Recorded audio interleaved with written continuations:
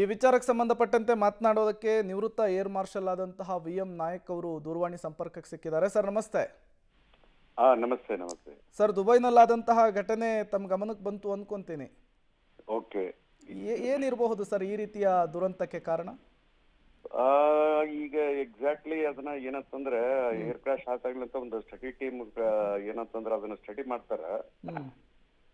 ಯಾವ ತರ ಅದು there are so many factors ಏನಂತಂದ್ರೆ ಇದಕ್ಕೆಲ್ಲ ಏರ್ ಕ್ರಾಶ್ ಆಗ್ಬೇಕಾದ್ರೆ ನಮ್ಮಲ್ಲಿ ಬೆಂಗಳೂರಲ್ಲಿ ಏರ್ ಶೋ ಯಾವಾಗಂತಂದ್ರೆ 2018ರಲ್ಲಿ ಅವಾಗ ಇತ್ತು ನೋಡು. ಅವಾಗ ಕೂಡ ಇಲ್ಲಿ ಒಂದು ಇದಾಗಿತ್ತು ಏನಂತಂದ್ರೆ ಅದು ಫಾರ್ಮೇಶನ್ದಾಗ ಅದು ಯಾವ ತರ ಆಕ್ಸಿಡೆಂಟ್ ಆಗಿದೆ, ಸೋಲೋ ಫ್ಲೈಟ್ ನಲ್ಲಿ ಇತ್ತು ಅಥವಾ ಗ್ರೂಪ್ ನಲ್ಲಿ ಇತ್ತು ತೇಜಸ್ ಅಂತಂದ್ರೆ ಅದರಲ್ಲಿ ಸ್ವಲ್ಪ ಎರರ್ ಇನ್ ಜಡ್ಜ್ಮೆಂಟ್ ಡಿಸ್ಟೆನ್ಸ್ ಅಲ್ಲಿ ಏನ ಬಂದ್ರೆ ಏರ್ ಕ್ರಾಶ್ ಆಗೋದು ಸಾಧ್ಯತೆ ಇದೆ.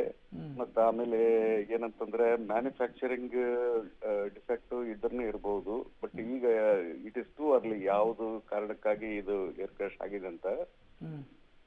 ಬಟ್ ಇದು ಏನಂತಂದ್ರೆ ನಾವು ಏರ್ಕ್ರಾಫ್ಟ್ ಇಂಡಿಜಿನಸ್ ತಯಾರು ಮಾಡ್ಬೇಕಂತಂದ್ರೆ ಅದಕ್ಕೆ ಎಷ್ಟೋ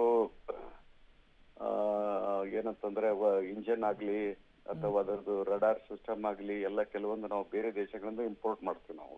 ಹೌದು.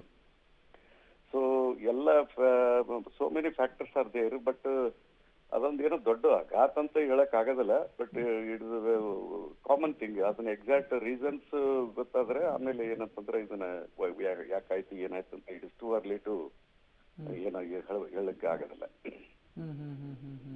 ಯಾಕಂದ್ರೆ ಪ್ರತಿಯೊಂದು ಕ್ರಾಶ್ ನಲ್ಲಿ ಅದು ಬ್ಲಾಕ್ ಬಾಕ್ಸ್ ಹಿಡ್ಕೊಂಡು ಮತ್ತೆ ಆಮೇಲೆ ಆ ಕಂಡೀಷನ್ಸ್ ಅದು ಇದು ಎಲ್ಲ ಸ್ಟಡಿ ಮಾಡ್ತಾರೆ. Then they come to the conclusion. At least ಒಂದು ವಾರ 15 ದಿವಸ ಆದ ನಂತರ ನಿಜ ಸ್ಥಿತಿ ಗೊತ್ತಾಗ್ತದೆ what is the matter like. Sir, ಅದು ಯುದ್ಧ ವಿಮಾನವೇ ಆಗಿರ್ಲಿ, ಈ ಸಾಮಾನ್ಯ ವಿಮಾನಗಳೇ ಆಗಿರ್ಲಿ, ಪತನವಾದಂತಹ ಸಂದರ್ಭದಲ್ಲಿ ಒಂದು ಟೆಕ್ನಿಕಲ್ ಪ್ರಾಬ್ಲಮ್ ಮುನ್ನೆಲೆಗೆ ಬರುತ್ತೆ, ಮತ್ತೊಂದು ಪೈಲಟ್ ಯಾವ ರೀತಿ ನಡೆಸ್ಕೊಂಡ್ರು ಅನ್ನುವಂತಹ ವಿಚಾರ ಕೂಡ ಮುನ್ನೆಲೆಗೆ ಬರುತ್ತೆ. ಬಟ್ ಇಲ್ಲಿ ಪೈಲಟ್ ಸಮಸ್ಯೆ ಏನಾದ್ರು ಇರಬಹುದಾ ಅಂತ? ಪೈಲಟ್ ಹ್ಯೂಮನ್ ಎರರ್ ಒಂದು ಮಷಿನ್ ಎರರ್ ಎರಡರಲ್ಲಿ ಯಾವ್ದಾದ್ರು ಎರರ್ ಇರ್ಬೋದು. ಕೆಲವೊಂದು ಏನಪ್ಪ ಅಂದ್ರೆ ಕಾಂಬಿನೇಷನ್ ಆಫ್ ಬೋತ್ ಇರ್ಬೋದು. ಬಟ್ ಅದು ಏನಂತಂದ್ರೆ ಸಮಥಿಂಗ್ ಅಲ್ಲಿ ವೆದರ್ ಅದು ನಾ ಹೇಳಿದ್ನಲ್ಲ, ಈಗ ವಿಮಾನ ಇಂಡಿಪೆಂಡೆಂಟ್ಲಿ ಫ್ಲೈ ಆಗೋದು ಈಗ ಬೇರೆ ಆಗ್ತದ. ಆಮೇಲೆ ಫಾರ್ಮೇಶನ್ ದಾಗ 7-8 ವಿಮಾನಗಳು ಏನಂತಂದ್ರೆ ಅವು ಫ್ಲೈ ಮಾಡ್ಬೇಕಾದ್ರೆ ಒಂದು ಫಾರ್ಮೇಶನ್ ದಲ್ಲಿ ಅದರದ್ದು ಇಂಟರ್ಸೈಡ್ ಡಿಸ್ಟೆನ್ಸ್ ಹೈಟ್ ಆಗ್ಲಿ ಹಾರಿಜಾಂಟಲ್ ಡಿಸ್ಟೆನ್ಸ್ ಆಗ್ಲಿ ಬಹಳಷ್ಟು ಕಡಿಮೆ ಇರ್ತದ. ಅದು ಬಹಳಷ್ಟು ಪ್ರಾಕ್ಟೀಸ್ ಅನ್ನು ಮಾಡಿರ್ತಾರ. ಅದರಲ್ಲಿ ಏನಾದ್ರೂ ಸ್ವಲ್ಪ ಏರುಪೇರು, ಯಾಕಂದ್ರೆ ಇಷ್ಟು ಹೈ ಸ್ಪೀಡ್ ಹೋಗ್ತಕ್ಕಂಥ ವಿಮಾನದು ಸ್ವಲ್ಪ ಎರರ್ ಇನ್ ಜಡ್ಜ್ಮೆಂಟ್ ಆದ್ರೂ ಒಂದಕ್ಕೊಂದು ಸ್ವಲ್ಪ ಟಚ್ ಆದ್ರೆ ಕ್ರಾಶ್ ಆಗ್ತದೆ. ಸೊ ಈ ತರ ಎಷ್ಟು ರುಟೀನ್ ಪ್ರಾಕ್ಟೀಸ್ ಅಲ್ಲಿ ಅಲ್ಲಿ ಇಲ್ಲಿ ಆಗ್ತಾವ. ವಿಮಾನ ಕ್ರಾಶ್ ಆಗ ಸಲುವಾಗಿನೇ ಏನಪ್ಪಾ ಅಂದ್ರೆ ತೇಜಸ್ ಏರ್ಕ್ರಾಫ್ಟ್ ಒಂದು ಕೆಟ್ಟ ಹೆಸರು ಕೊಡೋದು ಬೇಡ. It is one of the good ಏನಂತಂದ್ರೆ ಏರ್ಕ್ರಾಫ್ಟ್ಸ್ ಅದು.